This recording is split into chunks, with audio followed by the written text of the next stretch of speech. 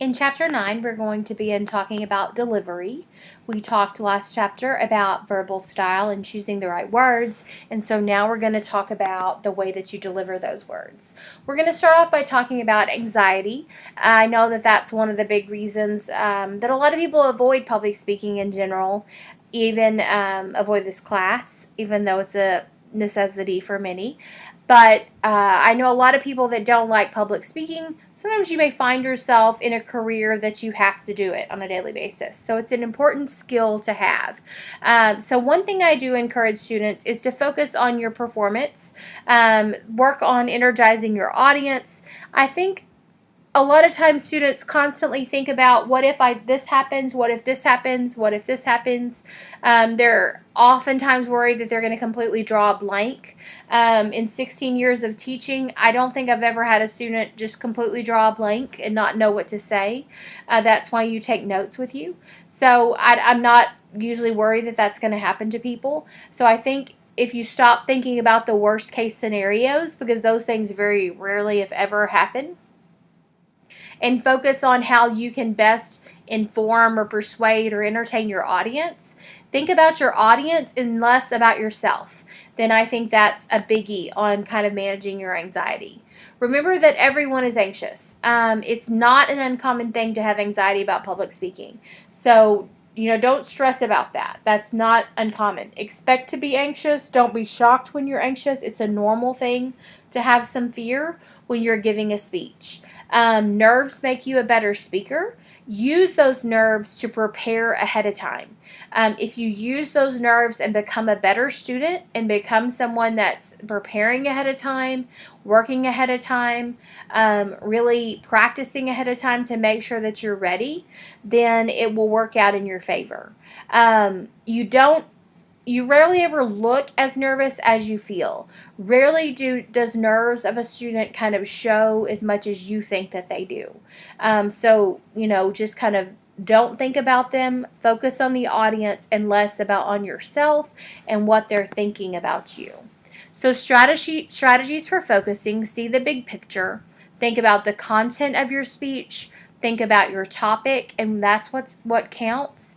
Make sure you have a really good outline in front of you that you can follow, that you practice from, so that you know what's coming. And the biggie is practice, practice, practice. If the first time you've gone over your speech is when you stand in front of class or stand in front of your audience, then you probably should be pretty nervous.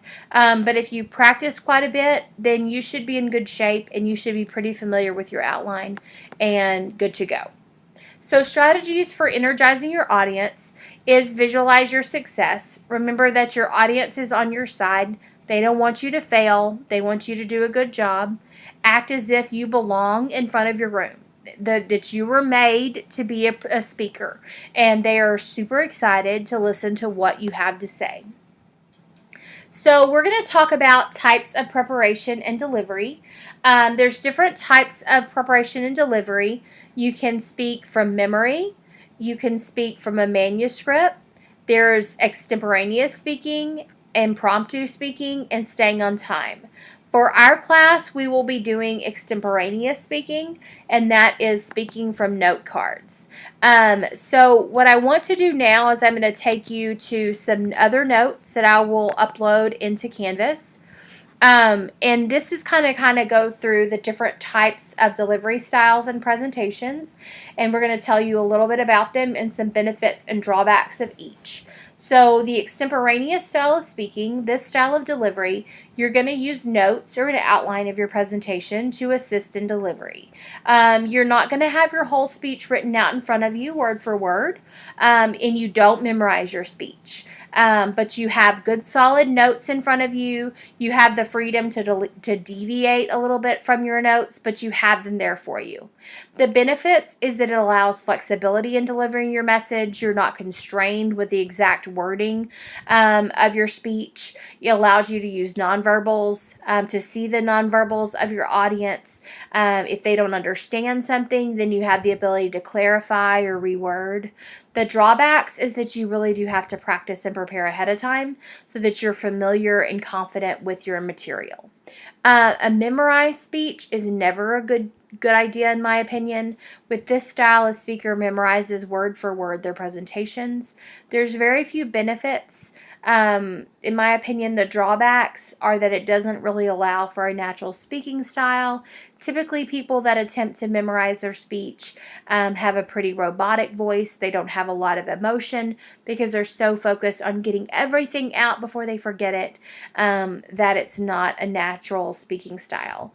Sometimes speakers avoid eye contact because they're afraid an audience might distract them if they see them. So a memorized style is not something we'll be doing in this class. You'll be doing, again, the extemporaneous. Another speaking style is the manuscript. With this style, a speaker has everything typed out word for word in front of them, and they read from the manuscript word for word. The benefits are if you have to ensure that everything is stated precisely, then it's important. For example, the President of the United States, newscasters, they use a manuscript, but they also have a teleprompter. We don't have that for speech class. So it's not a great thing to be reading word for word. It lacks the drawbacks, it lacks flexibility, and it lacks the ability to have eye contact if you don't have the benefits of a teleprompter. Impromptu is a speaking style that's off the cuff. For example, in class, if a teacher asks you a question and you answer it quickly, then that's an impromptu speech. The benefits, you don't have to practice or prepare, but the drawbacks are that sometimes you don't know the answer to the question and you're put on the spot. So again, for our class, you will be doing the extemporaneous speaking style. So you'll have outline in front of you and you'll speak off your outline. So you'll balance your eye contact and your work with the outline. So now we'll go back to the slideshow, your PowerPoint, but again, I'll upload those notes also to Canvas. So you'll be using your outline in your speech. It says that, I'm okay if you want to put your outline on a piece of paper.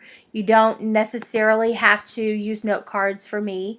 Sometimes note cards can be confusing, but make sure whatever font you use is very readable. Make sure that you have enough information on your outline that you know what you're saying.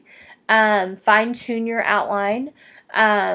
Use quotes, make sure you have your best information on there, your sources. I'm fine if you use exactly what you turn into me. That's perfectly fine. So now we're going to talk about your voice and using your voice effectively in presentations. So your voice is a key part of your presentation, and that really pulls your audience in. We talked last time about making sure that your words were chosen very carefully, but your voice is another part of that speaking style. So you want to make sure that you have an effective voice in that. So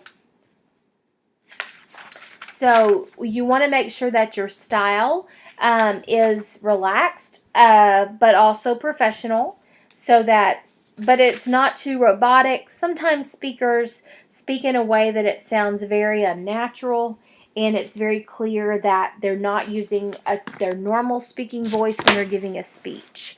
So it needs to be a natural style. Make sure that you articulate and you enunciate your words. Speak very clearly so that you're easy to understand. Don't mumble. Don't slur words together so that it's difficult to understand what you're saying. Be very careful with your pronunciations. Make sure that you correctly sound out words.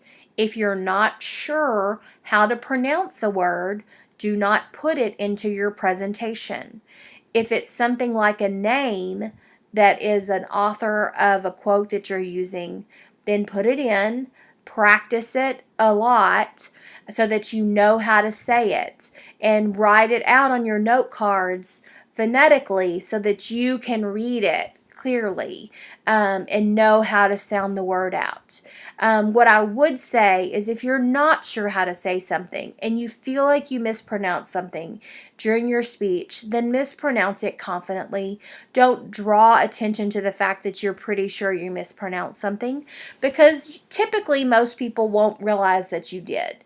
It's not a good idea to say in your speech, I don't know how to say that, or I think I mispronounced that, or draw attention to the fact that you didn't say it clearly. And oftentimes that's what students do when they mispronounce a word. So next we're going to talk about inflection. Inflection is the emphasis you put on words to shape meaning for the listener. As you say a sentence aloud, you naturally speed up and slow down. You become louder or softer. You shape that sentence using your voice the way a singer shapes musical notes. When people complain that a speech is in monotone, it's missing inflection. So the speaker has failed to make the speech rise and fall, and in effect, to be more musical. So what you want to make sure of is that you have inflection in your voice so that your voice isn't monotone. So when you stress a word, it creates either focus or contrast. So focus signals that of all the words in the sentence, this particular word tells you that the sentence, what the sentence is about, the relevant context for the sentence. Contrast helps to establish what the sentence isn't about. So focus is verbal emphasis on a word, signaling that it is the key to a sentence's meaning. Contrast is verbal emphasis on a word, signaling on an opposition. So in your book, it gives examples of a house divided against itself cannot stand. So contrast, but something else could stand. A house divided against itself cannot stand. Focus, this sentence is about division. So you want to make sure that you draw attention to the proper things. So I gave a few more examples in here on vocal variety. You know that pitch is how high or low your voice is. Volume is how loud or soft. Rate is how fast. And vocal variety, just inflection, is the correct balance of all of those terms. Again, if your pitch doesn't vary, it's a monotone speech. If your volume stays the same the whole time, if your rate is the same the whole time, if you don't vary your vocal variety, then it's a flat speech and it doesn't bring in the audience interest. So make sure to vary that vocal variety. So we're going to talk about the body movement, using your body effectively in a speech. It's important to stand up straight, not to slouch over something. If you have a podium, it's okay to use it, but just don't use it to hold your body up. Movement is fine, but make sure you only move for emphasis or during transition times. Don't pace throughout your speech. You want to use gestures in your speech, but they need to be natural and they need to have purpose and they need to have emphasis. So you might use gestures during transitions to indicate a transition or to emphasize maybe a main point. So we're going to go now to a video. This is a video from a clip from the TV show Community that kind of gives an example of gestures.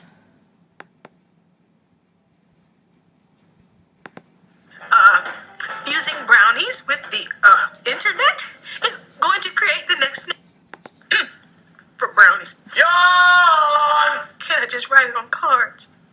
No. Do you know anybody who reads from cards? No. No, you don't, and that's why. Also, you might consider a darker top. No taken. Oh, and don't lock your knees. Never lock your knees. You know what happens when you lock your knees? You die. Second, when you want to drive home a point, hand them a sandwich. Try it.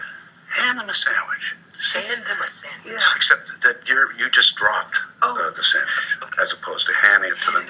Right. So We're whatever. on Yeah, and about these filler words of yours. I mean, nobody wants to buy brownies from somebody who says, like, and I have a method for fixing that. Start from the top. okay. These brownies are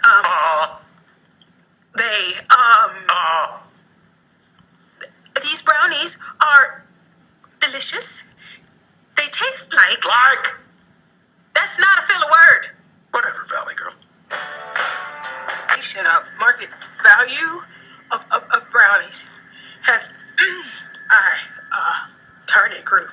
Ms. Bennett, I'm afraid I have to ask ask you to put down the cards.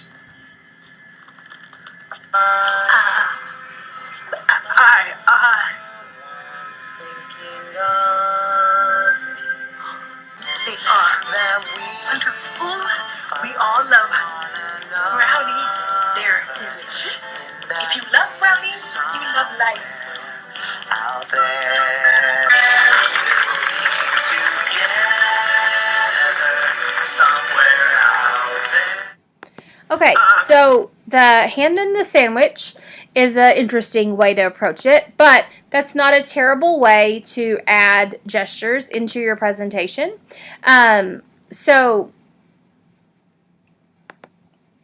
But it needs to be when it's purposeful, and it needs to be when there is a key point to really emphasize things and to really hammer in a point. A couple of other things that's mentioned on here or noted on that video is the filler words. Be very careful with that. That's something I'm very guilty of, and I think we all are when we are speaking, is that we do use things like or like in our speech when we aren't really sure what to say next. So that is something we need to be aware of when we're giving a presentation. And like isn't always a filler word, and it wasn't in that one example that she said, but we do need to be aware of that. That's something I do kind of look for when in your speech, and there is a place that I do count down if filler words are used really, really frequently where it's drawing attention to that. So do be aware of the use of filler words also. Another thing that I noticed, and he points out of this too, is the note cards. And while I said, yeah, you can use note cards, but don't put them up in your face the way she did. And also, when you use note cards, if you are going to hold them up, make sure you don't get the neon colored note cards because they do draw a lot of attention to themselves. So the plain white note cards are not as fun, I know, but they are a better choice because they're not as distracting as the neon colored note cards.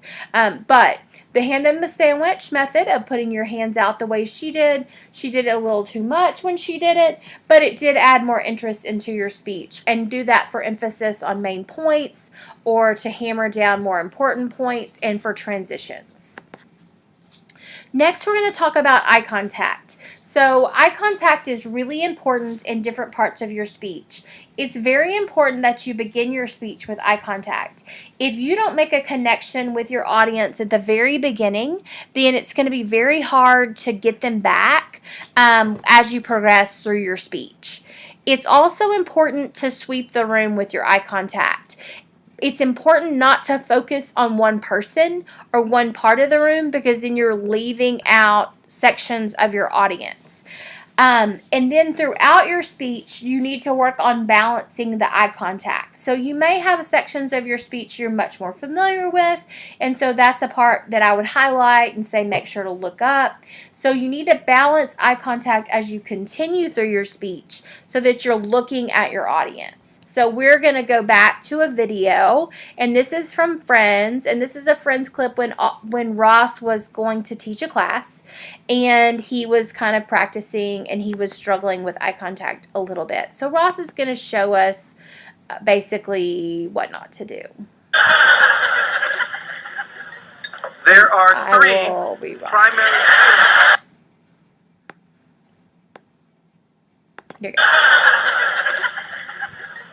There are three primary theories concerning sediment flow rate.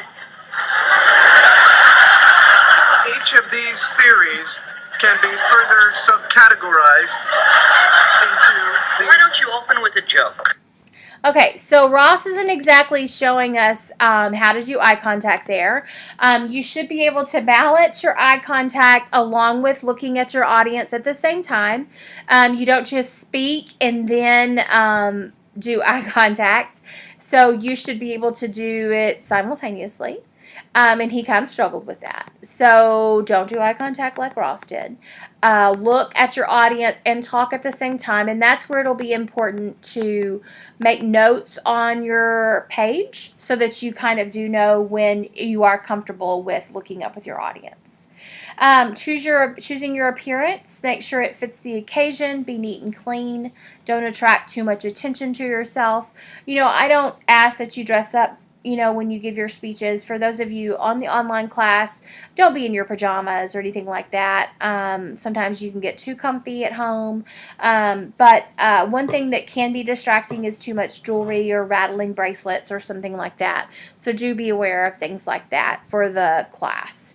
Practice your speech. Practice at least 4 times. It's very helpful if you practice it in front of an audience. Understand that you will make mistakes. And probably you'll make mistakes in practice and do something completely different in person. And that's okay. That's just the way things happen. Make sure you breathe, stay calm. If you need to have a bottle of water there, just in case you feel like you're going to freak out, I'm perfectly fine with that, just if that's something you feel comfortable with. So we're going to talk really quickly with group presentations. We'll probably touch on this again later. There'll be 2 to 6 speakers if you ever have to have a group presentation. If you ever work with other people in a group presentation, you have to work with transitioning from one speaker to the other. It can be pretty awkward if it's not done correctly, where there's pauses and people are looking at each other and who goes next. The key is that people do work together and they do collaborate together. This is something we do in the in-person class. We don't have group presentations, obviously, with the online class. So planning is the key to success for a group presentation, and making sure the labor is divided effectively and that there's equal speaking times. So with engaging your audience, it's very important in delivery to engage your audience in your message. Make sure you focus any anxiety you have into preparation and practice, that when you prepare your speech and practice, you make sure your voice, your body, your posture, all of that is worked into your presentation to really add an impact to your speech. And that is it for delivery.